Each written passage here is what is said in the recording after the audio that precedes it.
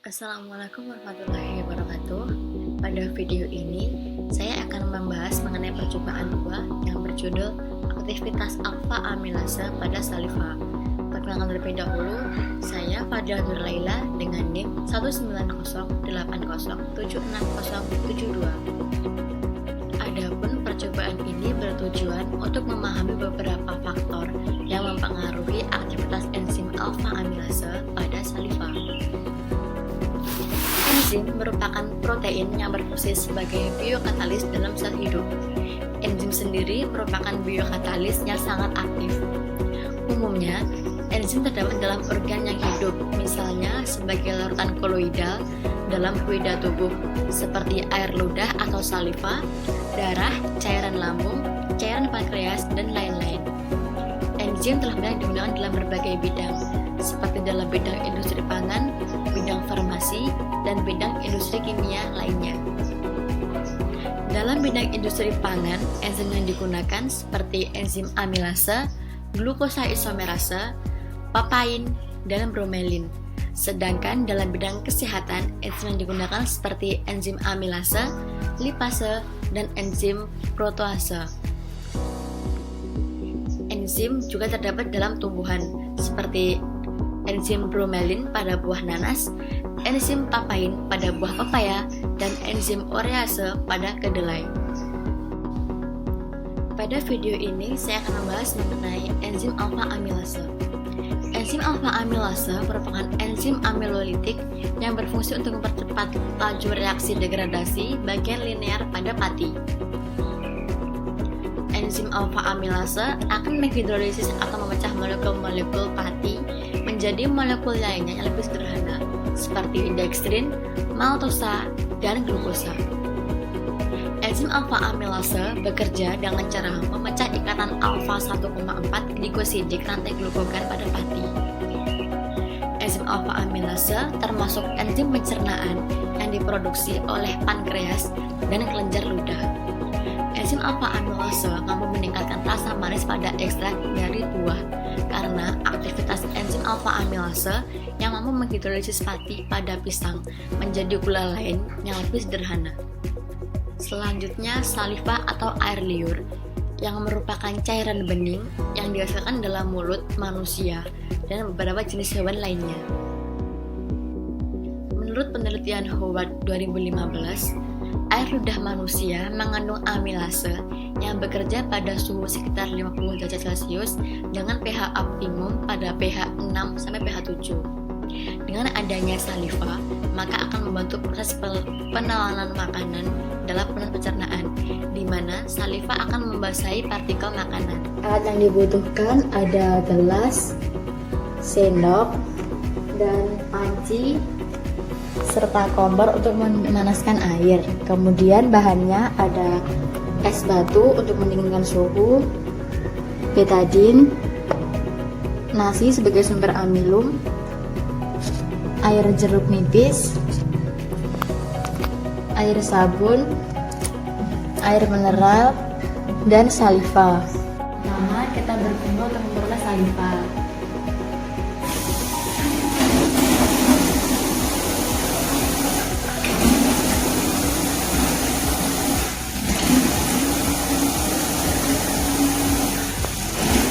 Saliva kita saring yang digunakan pada percobaan selanjutnya.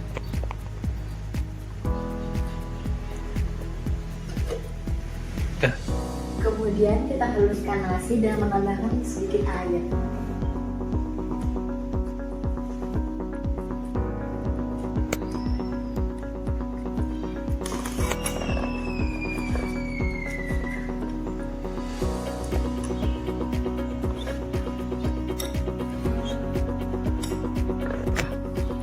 Setelah sedikit dihaluskan, kemudian kita masukkan nasinya ke dalam gelas A, B, C dengan jumlah yang sama.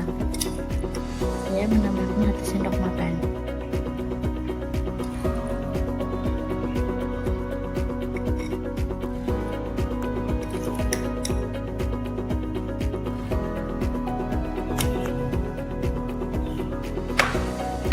Kemudian kita tambahkan 1 sendok makan saliva ke dalam masing-masing gelas A, B, C.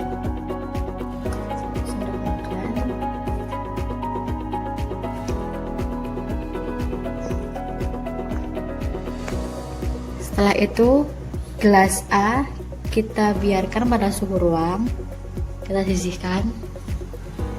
Kemudian gelas B kita dinginkan.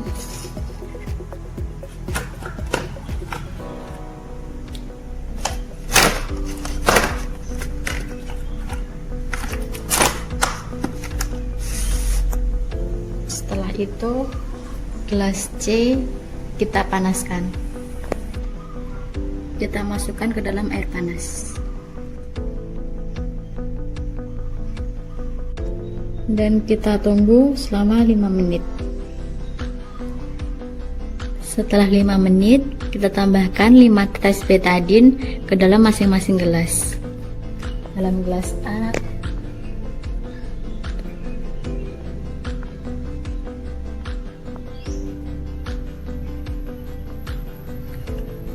gelas B,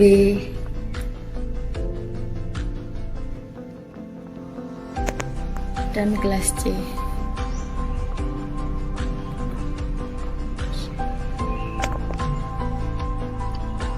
Setelah 5 menit kita tetes betadine, warnanya menjadi gelas A berwarna ungu pekat. Kemudian gelas B kita aduk untuk mengetahui warnanya, juga berwarna ungu pekat. Dan gelas C berwarna lebih ungu pudar, ungunya sangat sedikit kecoklatan. Lama kelamaan menjadi jernih. Setelah 10 menit, warna ungu dalam gelas A semakin memudar apabila kita bersama. Warna dalam gelas B semakin bertambah pekat. Sedangkan dalam gelas C warnanya menghilang menjadi semakin bersih, putih, jernih. Setelah menit ke-15, warna pada gelas A, warna ungunya semakin memudar. Gelas B tetap pekat. Dan gelas C tetap jernih, warnanya hilang.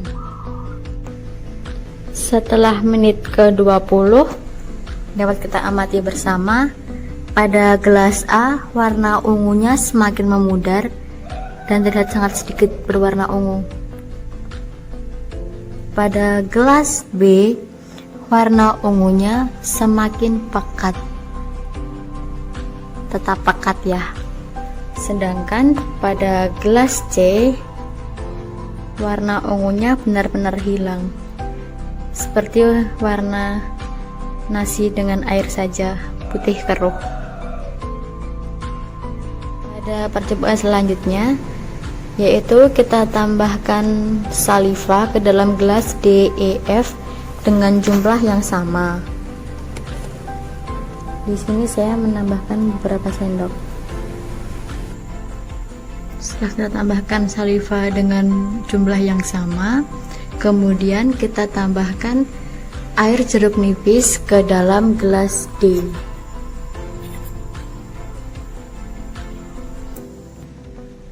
Kita tambahkan air jeruk nipis sebanyak 2 sendok. Pada gelas E kita tambahkan air mineral sebanyak 2 sendok juga dengan jumlah yang sama. Dan pada gelas F kita tambahkan air sabun 2 sendok juga.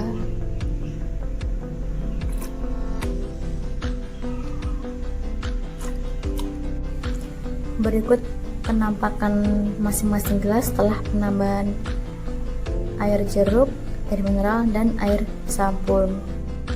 Kemudian pada masing-masing gelas ditambahkan 2 sendok makan amilum.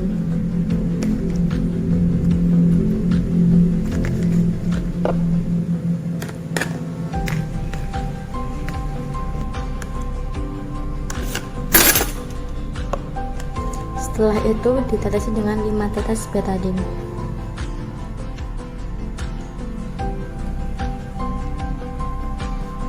Lalu kita aduk, warnanya menjadi biru tua pekat.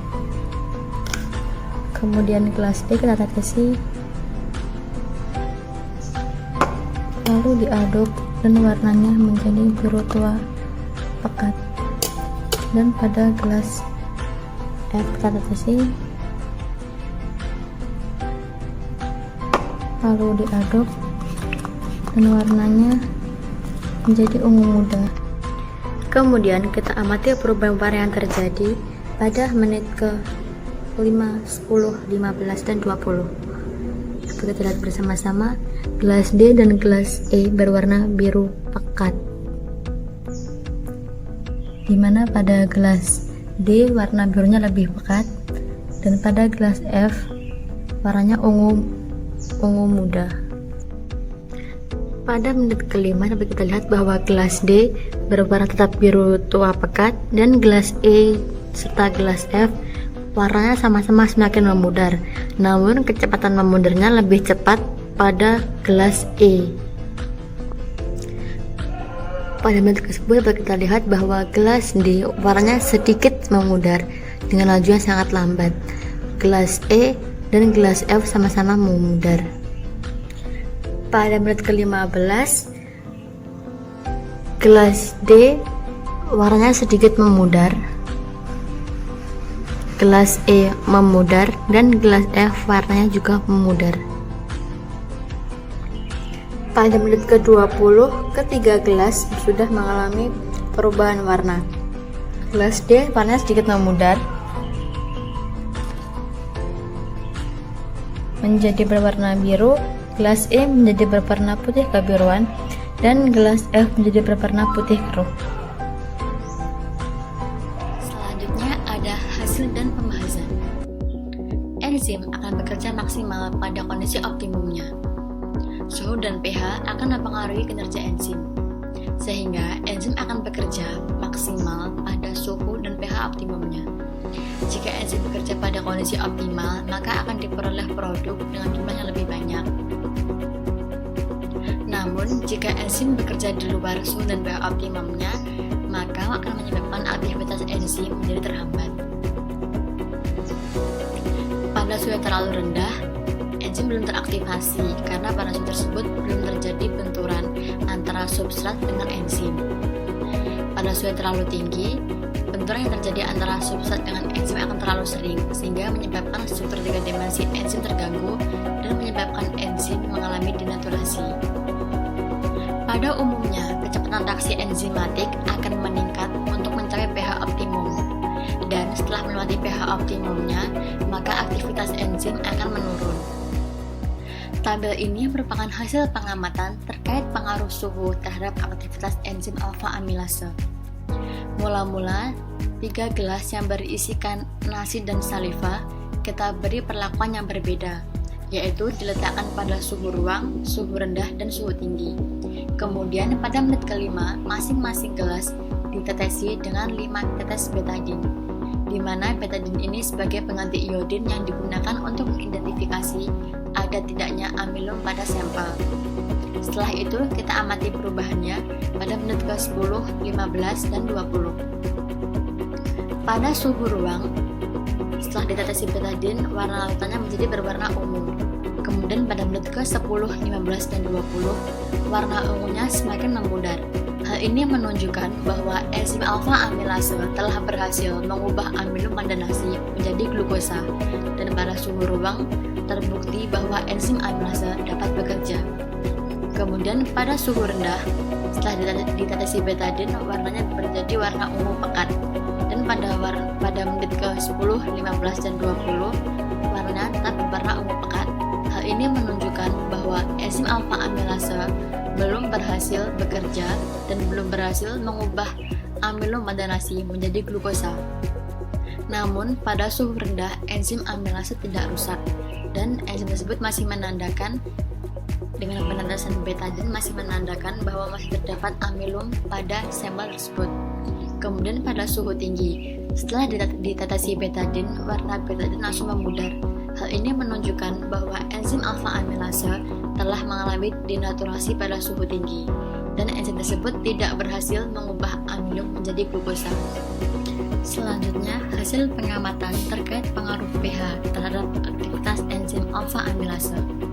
Mula-mula, disiapkan 3 gelas dan diberi label gelas D, E, F, dan di masing-masing gelas ditambahkan 2 sendok makan saliva. Setelah itu, pada gelas D ditambahkan air jeruk nipis, pada gelas E ditambahkan air mineral, dan pada gelas F ditambahkan air sabun. Kemudian, pada masing-masing gelas ditambahkan 2 sendok makan amilum. Setelah itu, pada masing-masing gelas ditambahkan 5 tetes betadin. Dan kita amati perubahan yang terjadi pada menit ke-5, 10, 15, dan 20.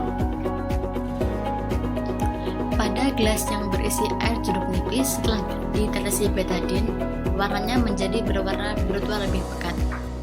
Dan pada menit ke-5 dan 10, warna yang tetap biru tua pekat, sedangkan pada menit ke-15 warnanya mengalami sedikit perubahan atau memudar dan diperoleh hasil akhir dengan warna biru tua pada menit ke-20.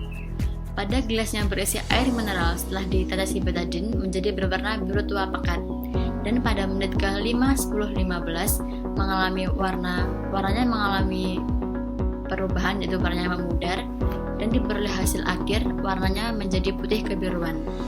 Pada gelas yang berisi air mineral ini perubahan warnanya terjadi dengan laju yang cukup cepat. Kemudian pada gelas yang berisi air sabun setelah ditetesi betadin, warnanya menjadi berwarna ungu muda kebiruan. Dan pada menit ke-5, 10, 15 mengalami perubahan warna, yaitu warnanya memudar dengan laju yang cukup lambat, dan diperoleh hasil akhir pada menit ke-20 warnanya menjadi putih keruh seperti air sabun. Ketiga hal tersebut sesuai dengan pengaruh pH, yaitu kecepatan pH akan mempengaruhi kecepatan reaksi enzimatik, di mana kecepatan reaksi enzimatik akan meningkat mencapai pH optimum, dan ketika pH optimum maka aktivitas reaksi enzimatik akan menurun. Dari percobaan ini dapat diperoleh beberapa kesimpulan, yaitu enzim alfa amilase bekerja maksimal pada suhu ruang sekitar suhu 37 derajat Celcius. Sedangkan pada suhu yang tinggi enzim akan terdenaturasi, dan pada suhu yang rendah enzim belum teraktivasi. Kemudian terkait pengaruh pH, enzim akan bekerja optimal pada pH yang netral, di mana reaksi enzimatik dari enzim amilase terjadi paling optimal pada gelas yang berisi air mineral karena perubahan warna terjadi dengan laju yang paling cepat. Pada larutan air jeruk nipis dan larutan sabun juga mengalami perubahan, tetapi kecepatannya lebih lambat. Sehingga diperoleh kesimpulan akhir, yaitu suhu optimal dari enzim alfa amilase adalah suhu ruang, dan pH optimal dari enzim alfa amilase adalah pH netral. Sekian penjelasan dari